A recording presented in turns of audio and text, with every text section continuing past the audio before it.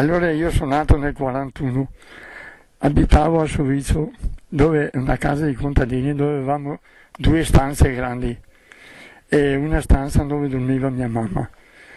E eravamo 9 sorelle e 2 fratelli, sicché si dormiva tutti su una stanza e non si aveva un letto. A volte più di qualche anno, dormivo dalla parte delle gambe della mia sorella, perché non c'era un posto. E dove c'era mia mamma era sopra una cantina del contadino, proprietario dello stabile. E lì c'erano le tavole, che erano un po' consumate, dove c'erano dei buchi. Allora si guardava sempre giù a vedere cosa succedeva. E c'era sempre la padrona, la vecchia padrona dello stabile, che la mattina andava dentro in cantina, prendeva un imbuto, metteva il dito sulla parte più inferiore, riempiva di vino e poi beveva. Qualche volta faceva anche il bis. Dopo aver bevuto si alzava un po' le gonne e faceva la pipì intera.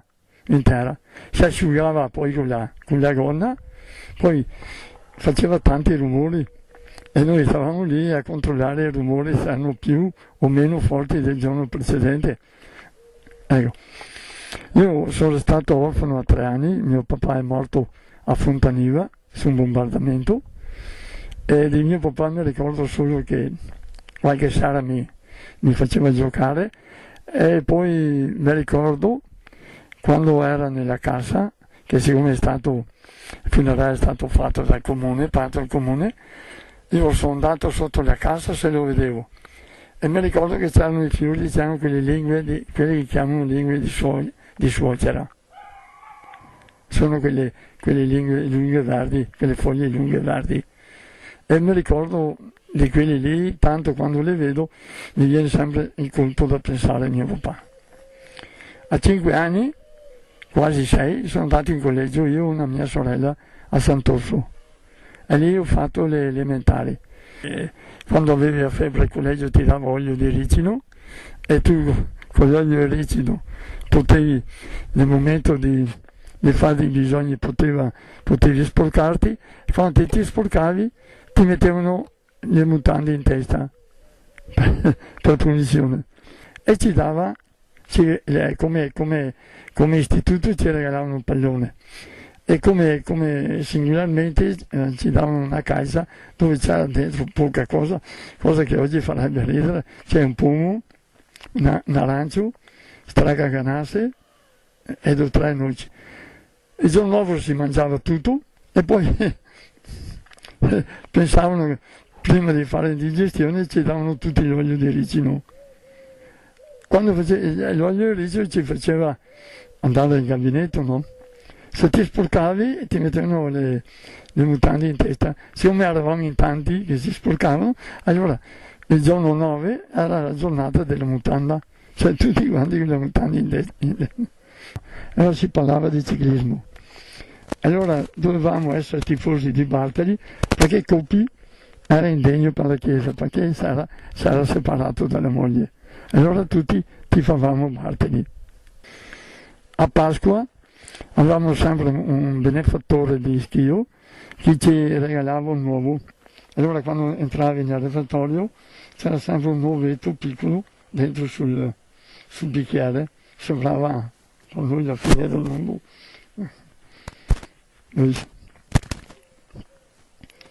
Poi in collegio lì per Castiglio sono stato un mese a mezzogiorno a lavare i piatti insieme con la suora. Era cattiva, terribile, non potevo andare in bagno, non potevo, quando avevo il raffreddore non potevo asciugarmi il raffreddore e continuavo a prendere parole tutti i giorni. Ecco, un'altra cosa che mi ricordo era alle 10 quando ci facevano un quarto d'ora di sosta, andavano tutti in gabinetto, ma siccome eravamo tanti e c'era un gabinetto solo, ci mettevamo in fila uno dietro l'altro e si doveva sempre muovere le gambe per vedere se ti passava, altrimenti dovevi farla in pantalone.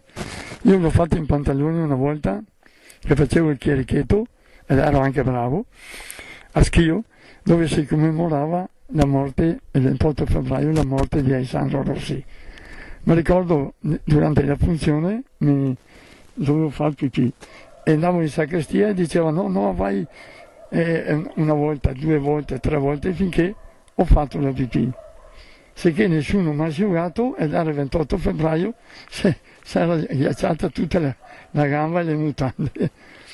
Allora quel giorno, cioè ci davano sempre della cioccolata con dei biscotti, quel giorno non ho mangiato niente dell'avvenimento e dal freddo. Si andava da Sant'Orso a Schio, erano 4 km di strada, ogni anno il 28 febbraio. Poi un'altra cosa che mi ricordo del collegio, che io non so perché, forse sono stato il più brutto, il più bello, ogni volta che c'era un funerale io dovevo andarci. Cioè, i ricchi, cioè quelli che avevano soldi, ci chiamavano una delegazione del collegio e si andava al funerale, forse facevano per aumentare un po' il prestigio di questa persona. Però noi, quando si cantava a messa, no, si andava a messa, si doveva aspettare, qualche volta era freddo, mi ricordo che a fine cerimonia si cantava in paradiso, lo cantavamo così bene perché ci liberavamo dal freddo e uscivamo. Poi avevano il carro funebre con i cavalli, 4 cavalli sempre mi ricordo, però non ci lasciavano mai entrare in cimitero a vedere. Sicché quando sono uscito dal collegio ho preso la mania di andare a vedere i funerali. E allora vedevo questi funerali che di solito l'uomo aveva 60-62 anni massimo, lo vedevi là morto in cima a un trono con le 4 candele e alla notte si restava su ad accudirlo.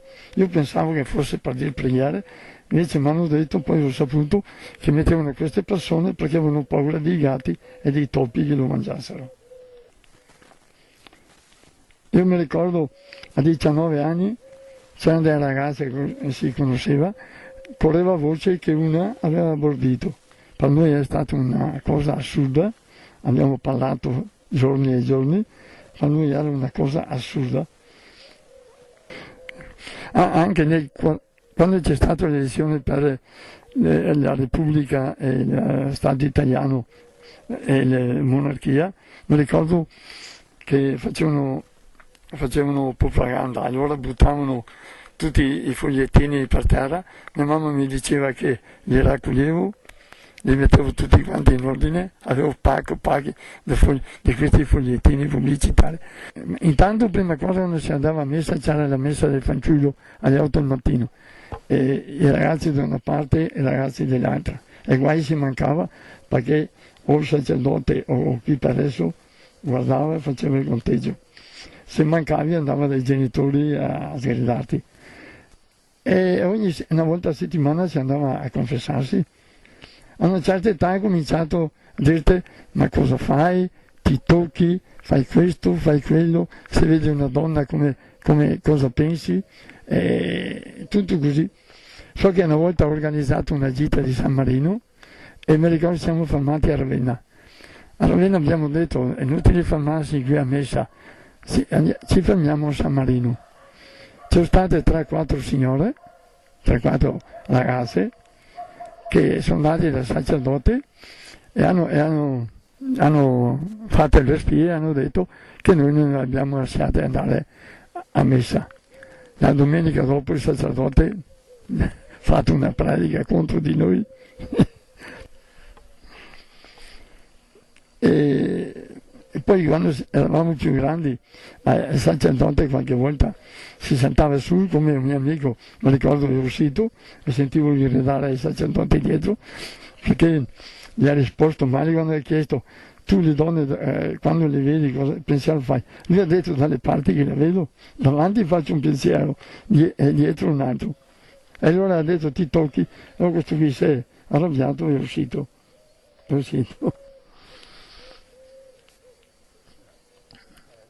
Ecco, poi in quel periodo il sacerdote aveva detto che non vuole più persone con le maniche corte, e senza calze o con le calze fino al ginocchio.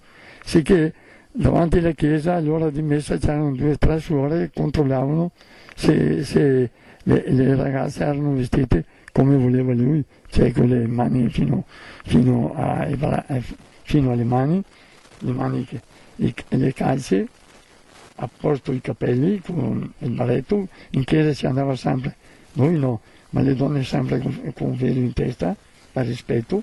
Se non avevano il velo mettevano su un fazzoletto o qualcos'altro. Poi al pomeriggio c'erano i vespri e c'era sempre, quando c'era la sera, c'era il sacerdote che faceva il discorso sulla santa e parlava anche un'ora e mezza, se tutti si addormentavamo e lui parlava. Poi sono andato anche in collegio a Vicenza. Là bisognava andare a letto, cavarsi giù i pantaloni e anche metterli su, sempre a letto, non mostrare mai le mutande. Si lavava sempre con l'acqua fredda, il bagno con l'acqua fredda, mangiare tutti in silenzio.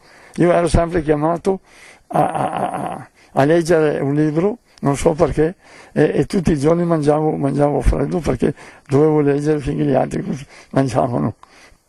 Mi chiamo Bassanese Walter, abito a Montecchio Maggiore, sono sposato con 3 figli, 2 figli e una ragazza che mi ha dato dei bei nipotini.